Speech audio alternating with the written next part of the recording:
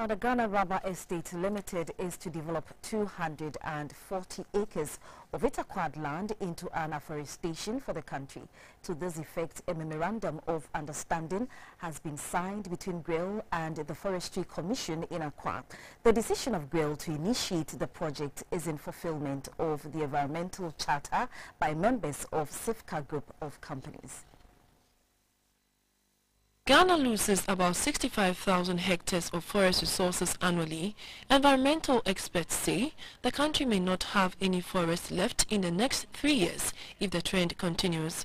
It is to preserve the country's forest resources and support afforestation that the Ghana Rubber Estates Limited GREL has opted to use 240 hectares of its acquired land for afforestation at Ewudua in the Prestia-Huni Valley district of the Western region. This follows an agreement by SIFCA group of companies to preserve 10% of its land for afforestation in any country they operate.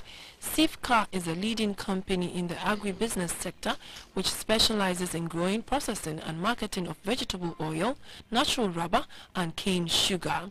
The main company is based in Ivory Coast, but its operations extend to 3 neighboring countries of Nigeria, Liberia and Ghana.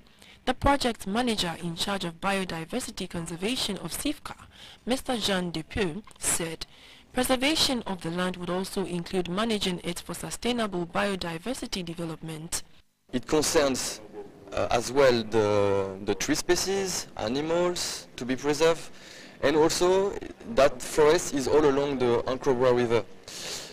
So it represents also an opportunity to protect an ecological corridor all along that river. The chief executive of the Forestry Commission, Mr. Samuel Afaridate, said the country can succeed in protecting its forest reserves only when land use policies are implemented. We must decide how much forest estate do we need in this country. This should go into the land use policy and the land use plan.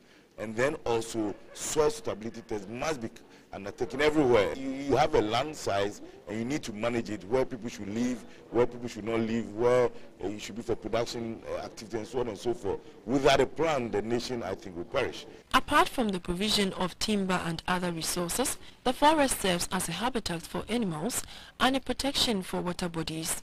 However, most of the country's forest reserves have been depleted due to human